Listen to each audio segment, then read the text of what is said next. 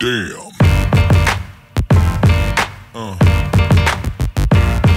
Yeah. Yeah. Herkese merhaba. 80 günde Devri Türkiye 71. gün videosuyla devam ediyoruz. 71. gün Uşak'tan Isparta'ya gitmek üzere bir plan yapmıştım. Sabah Sedat abi erkenden uyanmış, börek alıp gelmiş sıcak sıcak. Güzel bir kahvaltı yaptık. Evden saat 8 gibi ayrıldım. Yakınlarda bir kafe vardı, oraya oturdum. Murat abiyi bekledim. O da kısa süre sonra geldi. Onunla da sohbet ettik. Arızalan kulaklığım yerine yeni bir kulaklık aldım. Yola koyulduğumda saat 9'du.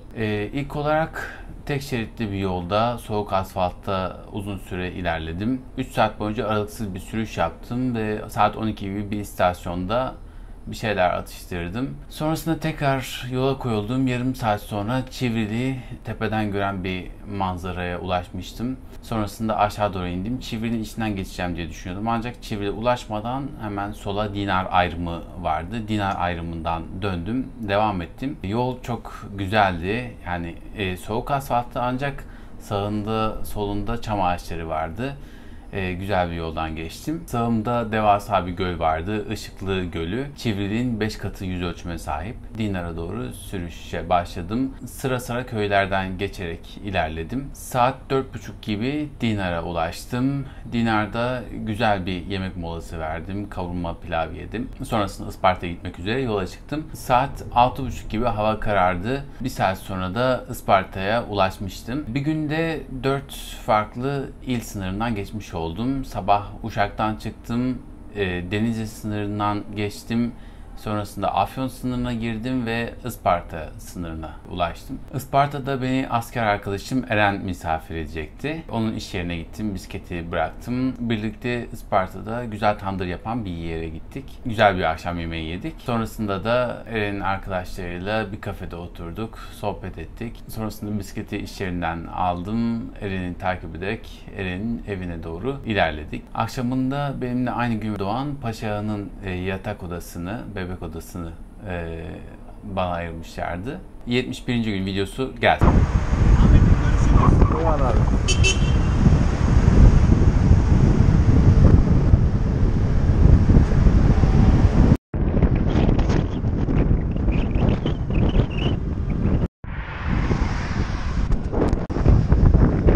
Şu an Isparta'ya doğru devam ediyoruz. Biraz önce sağ tarafında Karma diye bir sanayi vardı. O sanayinin kokusu zaten girişte geliyor insanın burnuna. Şu aslında 25, denizde 140 km mesafe var. Isparta'ya yaklaşık olarak bir 160 km mesafem olması lazım.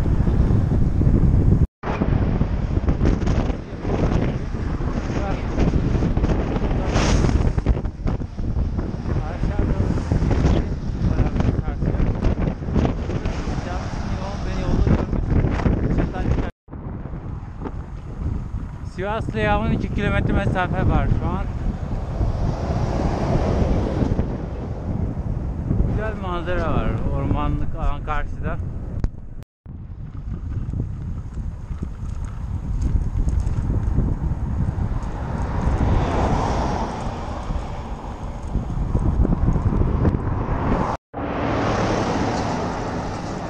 Sivas'la geldim. Nüfus geldim. Ne yapıyorsun Ramazan? Nereye olsun? Kasabaya gittim. Ha. Oradan geri eve gidiyorum. Eve dönüyorsun. Güzel. Orası nereye? Ha, yol düzgün mü? Şimdi güzel. Karanlı ve kirli. Bak Denizli'ye 109 kilometre kalmış. Çivril 18 kilometre. 49 kilometre. Karşıdan yine rüzgar var. O yüzden çok hızlı ilerlemiyorum ama yavaş da olsa gidiyorum.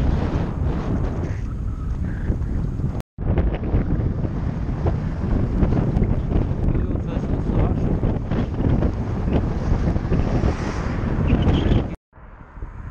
...52. kilometredeyim.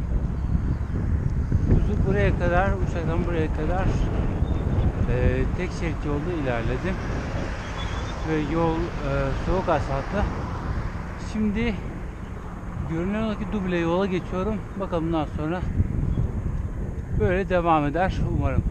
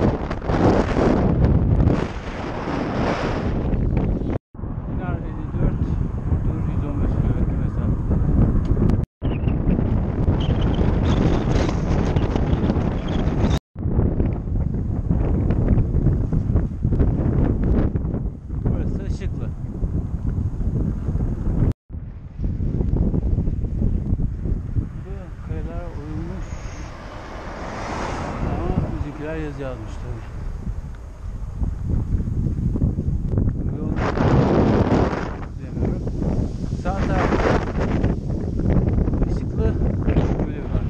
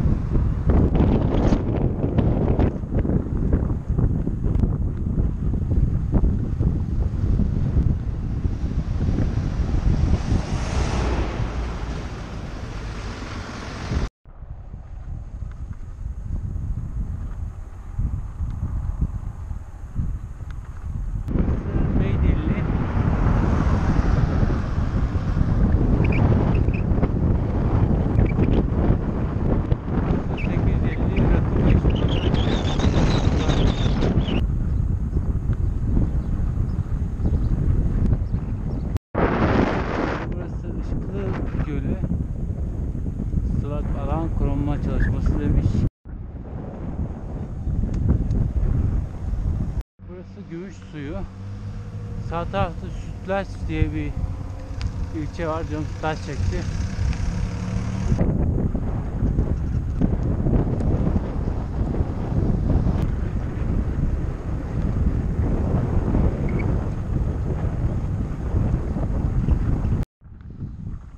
Burası Gökgöl. Nüfusu 157 yazıyordu tabelada. Rakım 840.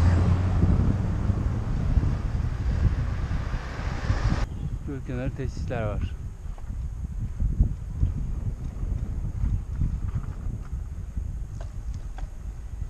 Denizli il sınırından Afyon il sınırına giriyorum ve yol kaymak asfalt oluyor. Mis. Yaklaşık 93 kilometredir neredeyse doğru düzgün bir asfalt görmedim.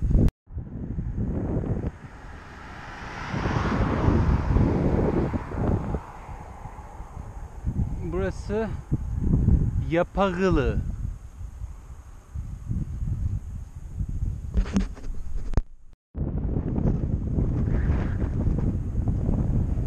Şu an 104. kilometredeyim.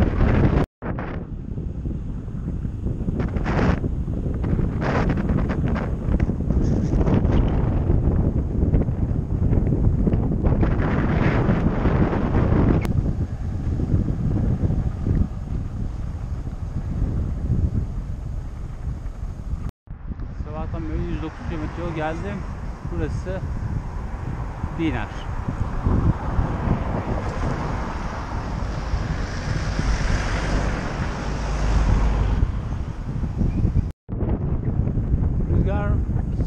esiyor. Kuzeyden esiyor olması lazım.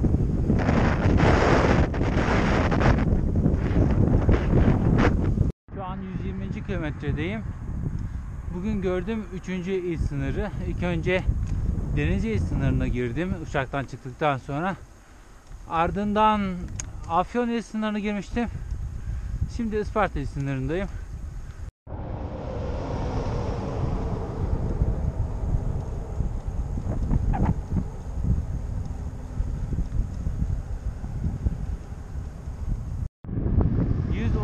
Kilometredeyim. Isparta'ya 39 kilometre mesafe var.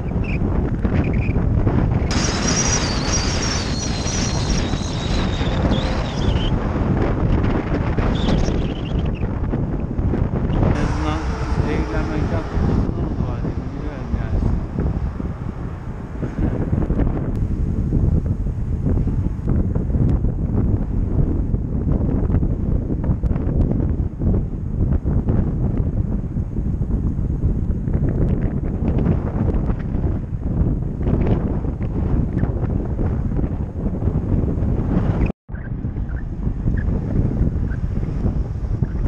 Doğru ilerliyorum. Şu an yaklaşık 20 kilometre mesafem var. Rüzgar karşı esiyor. Tam olarak karşı esiyor.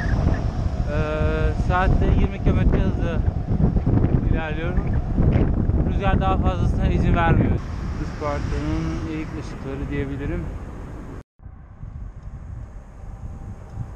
158. kilometredeyim.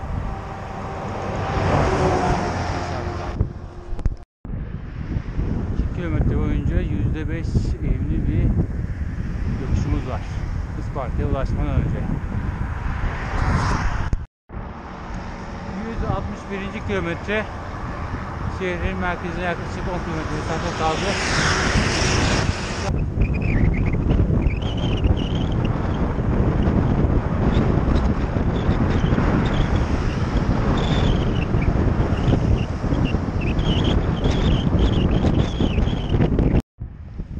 Isparta merkeze doğru geldim.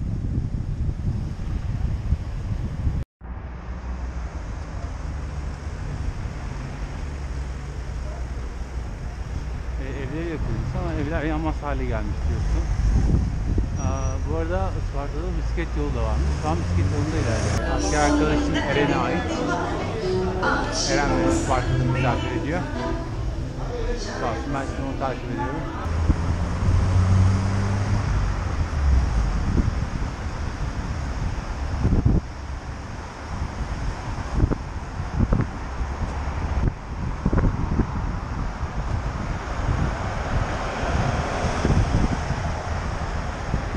...71. gün Uşak'tan Isparta'ya bir sürüş yaptım. Toplamda 178 kilometre yol gittim. 8 saat 26 dakika sürüş yaptım. Toplam yükseklik kazanımım 1480 metreydi. Videoyu beğendiyseniz beğenmeyi, abone olup bildirimleri açmayı unutmayın. Bir sonraki günün videosunda görüşmek üzere. Hoşça kalın.